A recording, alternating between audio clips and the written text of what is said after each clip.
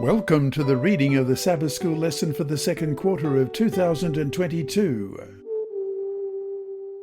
Welcome to Lesson 11 from the series on Genesis. It's titled Joseph, Master of Dreams, and is ready for teaching on June 11. And I'm Percy Harrold. Tuesday, June 7. Judah and Tamar. The story of Tamar is not out of place here. This incident follows chronologically the sale of Joseph in Egypt, and it is consistent with the fact that Judah has just left his brothers, which points to his disagreement with them. In addition, the text shares a number of common words and motifs with the preceding chapter, and it carries the same theological lesson. An evil act will be turned into a positive event linked to salvation. Read Genesis chapter 38. Compare Judah's behaviour with that of the Canaanite Tamar. Who of the two is more righteous, and why? Genesis chapter 38, beginning at verse 1. It came to pass at that time that Judah departed from his brothers and visited a certain Adullamite, whose name was Hira. And Judah saw there a daughter of a certain Canaanite, whose name was Shua, and he married her and went in to her. So she conceived and bore a son, and he called his name She conceived again and bore a son, and she called his name Onan. And she conceived yet again and bore a son, and called his name Shelah. He was at Chezib when she bore him. Then Judah took a wife for his firstborn, and her name was Tamar. But Judah's firstborn, was wicked in the sight of the Lord, and the Lord killed him. And Judah said to Onan, Go into your brother's wife and marry her, and raise up an heir to your brother.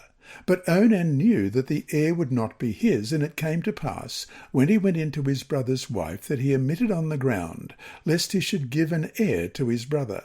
And the thing which he did displeased the Lord. Therefore he killed him also.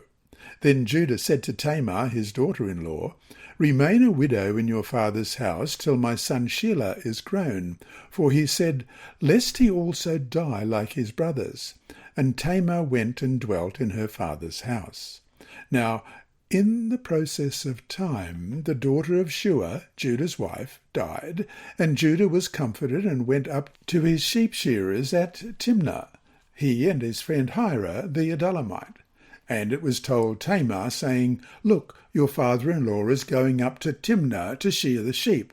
So she took off her widow's garments, covered herself with a veil, and wrapped herself, and sat in an open place, which was on the way to Timnah.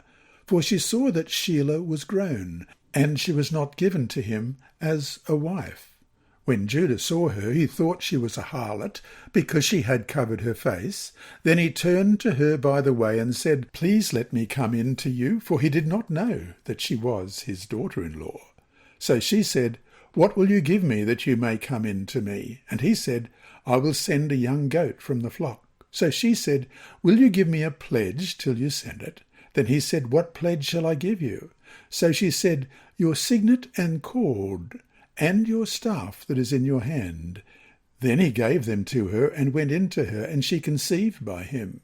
So she arose and went away, and laid aside her veil, and put on the garments of her widowhood. And Judah sent the young goat by the hand of his friend the Adulamites, to receive his pledge from the woman's hand, but he did not find her. Then he asked the men at that place, saying, Where is the harlot who was openly by the roadside? And they said, There was no harlot in this place. So he returned to Judah and said, I cannot find her. Also the men of the place said, There was no harlot in this place. Then Judah said, Let her take them for herself, lest we be shamed. For I sent this young goat, and you have not found her. And it came to pass, about 3 months after, that Judah was told, saying, Tamar, your daughter-in-law, has played the harlot. Furthermore, she is with child by harlotry. So Judah said, Bring her out, and let her be burned. When she was brought out, she sent to her father-in-law, saying, By the man to whom these things belong, I am with child. And she said, Please determine whose these are, the signet, and cord, and staff. So Judah acknowledged them, and said, She has been more righteous than I, because I did not give her to Shelah my son. And he never knew her again. Now it came to pass at the time of giving birth that, behold, twins were in her womb. And so it was, when she was giving birth, that the one put out his hand, and the midwife took a scarlet thread and bound it on his hand, saying, This one came out first. Then it happened, as he drew back his hand, that his brother came out unexpectedly. And she said, How did you break through? This breach be upon you. Therefore his name was called Perez. Afterward his brother came out, who had the scarlet thread on his hand, and his name was called Zerah. Judah finds a Canaanite wife. We read in verse 2. Let's just read that again. And Judah saw there a daughter of a certain Canaanite whose name was Shua, and he married her and went in to her, with whom he had 3 sons, Onan, and Shelah.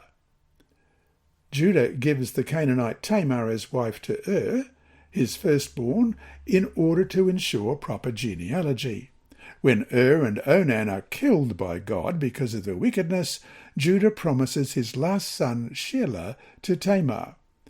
When, after some time, Judah seems to have forgotten his promise as he goes to comfort himself after the death of his wife, Tamar decides to play the prostitute in order to force him to fulfill his promise. Because Judah has no cash to pay the prostitute, whom he does not recognize, he promises to send her later a goat from his flock. Tamar requires that, in the meantime, he give her his signet and cord and his staff as an immediate guarantee of payment. Tamar will get pregnant from this unique encounter. When later accused of playing the harlot, she will show to the accuser Judah his signet and cord and his staff. Judah understands and apologizes. The conclusion of this sordid story is the birth of Perez, meaning breaking through, who, like Jacob, is born second and becomes first, and is named in salvation history as the ancestor of David, as we read in Ruth chapter 4, verses 18 to 20. Now this is the genealogy of Perez. Perez begat Hezron, and Hezron begat Ram, and Ram begat Amminadab. Amminadab begat Nahshon, and Nahshon begat Salmon. Salmon begat Boaz, and Boaz begat Obed. Obed begot Jesse, and Jesse begot David. And ultimately of Jesus Christ, as we read in Matthew 1, verse 3. Judah begot Perez and Zerah by Tamar. Perez begot Hezron, and Hezron begot Ram. As for Tamar, she is the first of the 4 women, followed by Rahab. We read about her in Matthew chapter 1 and verse 5. Salmon begat Boaz by Rahab. Boaz begot Obed by Ruth. Obed begot Jesse. And then there's Ruth. We read about her in verse 5 and 6 again. Salmon begat Boaz by Rahab. Boaz begot Obed by Ruth. Obed begot Jesse, and Jesse begot David the king. And the wife of Uriah, we read in verse 6. David the king begot Solomon by her, who had been the wife of Uriah, who genealogically preceded Mary, the mother of Jesus, as we read in verse 16 of Matthew 1. And Jacob begot Joseph, the husband of Mary, of whom was born Jesus, who is called Christ. One lesson we can take from this story: just as God saved Tamar through his grace, transforming evil into good, so will he save his people through the cross of Jesus. And in the case of Joseph, he will turn his troubles into the salvation of Jacob and his sons. This lesson was read by Dr. Percy Harrold for Christian Services for the Blind. Sponsored by the Sabbath School Department and distributed through Hope Channel Australia, this podcast is also redistributed by Hope Channel Germany, Christian Record Services for the Blind, and It Is Written. It is also available on SoundCloud and through multiple podcast distributors, including Apple iTunes. Remember, God is always faithful.